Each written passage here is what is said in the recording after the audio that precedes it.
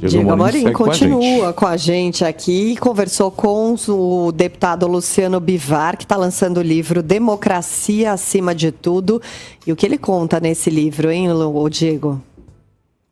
Michele, o deputado jura que o timing desse livro foi uma coincidência, viu? Ele está lançando nessa semana esse livro aqui, A Democracia Acima de Tudo. Estou com ele em mãos aqui para quem nos acompanha pelo YouTube, o deputado federal Luciano Bivar, que é do União Brasil de Pernambuco, e ontem recebeu a mim e ao Rafael Tebas no gabinete dele aqui em Brasília, na primeira secretaria da Câmara.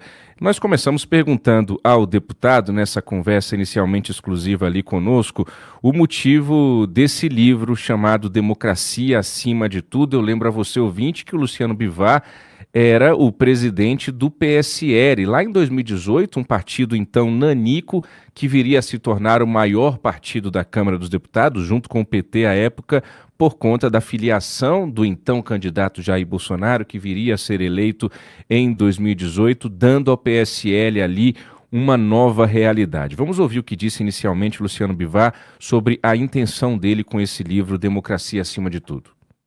Primeiro, Diego, a minha formação acadêmica, eu acho que a democracia está acima de tudo. Quando eu vi que ela estava sendo realmente ameaçada, eu me senti na obrigação, tá certo, como cidadão brasileiro, tá certo, aproveitando a circunstância de ser um político, de denunciar isso. Isso eu fiz já quase no primeiro ano do governo Bolsonaro. Então eu não gostaria que usasse o partido para, no partido, ser um degrau, um step, para ele atingir as coisas que ele gostaria de atingir, que era um governo totalitário. Então, eu escrevi isso aí, escrevi fatos, histórias, entendeu? E eu acho que é bom também, porque como daqui a às 24 horas eu estou fazendo 80 anos, não tem testemunha do que eu vou dizer, entendeu? Então, de sorte que falei fatos, os relacionamentos que tive, e eu espero que depois desse susto que a democracia brasileira teve, que não volte a se repetir isso aí.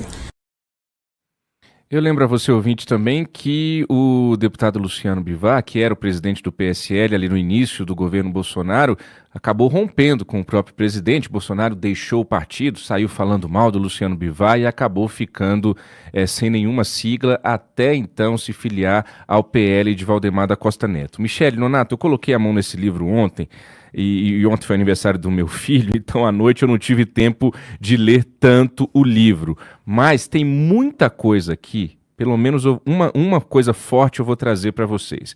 O Luciano Bivar conta nesse livro um jantar que ele teve com os ministros do Supremo Tribunal Federal, também lideranças partidárias, presidentes de partidos, na casa da residência oficial da Câmara, aqui em Brasília, do presidente Arthur Lira. Esse jantar, eu estava dando uma olhada aqui, fazendo algumas contas, foi em junho de 2022. Nós estávamos caminhando ali para a reta final da campanha de 2022. E o Luciano Bivar relata aqui no livro que ele sentiu algo estranho naquele jantar. Ele diz o seguinte, vou ler aqui um parágrafo para você, nosso ouvinte. Percebi naquele jantar que setores e poderes estavam em choque e certamente a nação brasileira viveria mais momentos de tensão pelo distanciamento dos valores democráticos por aqueles que estavam no poder, sucumbidos por tratativas políticas não muito saudáveis em face da exorbitância do poder executivo.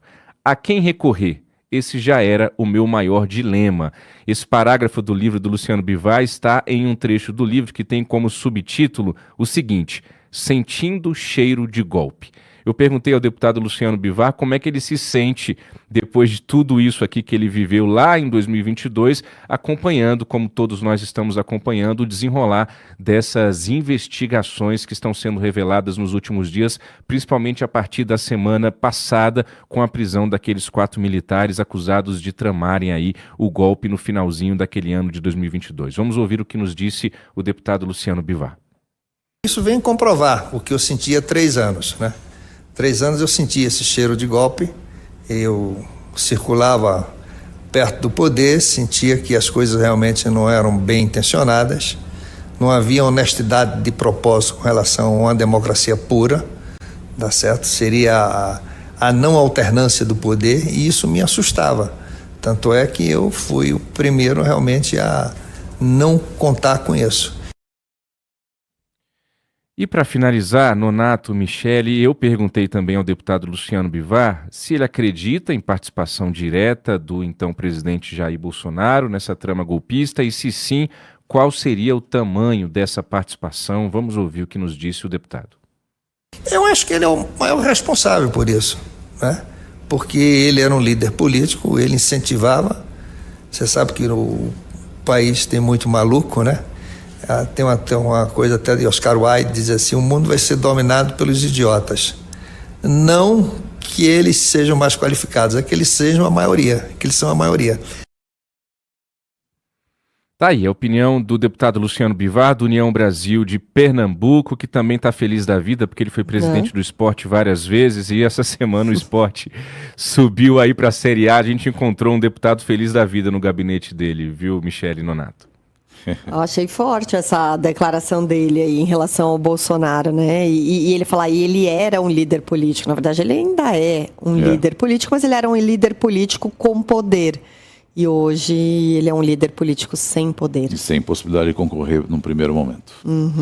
Obrigado, Diego. Diego. Só aproveitando, Fala. Desculpa, Nonato, só aproveitando, há um burburinho muito grande aqui em Brasília de que o Bolsonaro está pressionando o PL, o seu partido, né, para fazer assim como o Lula fez na última eleição, quando ele estava preso ainda em Curitiba, que é o seguinte: mesmo inelegível, se lançar candidato à presidência da República em 2026, forçar esse fato político de se lançar a candidatura, colocando o Eduardo Bolsonaro, deputado federal por São Paulo, filho dele, como vice, e aí você tem, pela legislação eleitoral, um prazo de até 20 dias antes das eleições para você mudar essa cabeça de chapa, né, o candidato em si à presidência, mas aí o Bolsonaro, mesmo inelegível, ficaria como um candidato virtual ali, né, fazendo barulho, fazendo campanha, e aí depois o Eduardo entraria na reta final. É um dos burburinhos que já começam a rodar aqui nos corredores da capital federal. Nonato, Michele.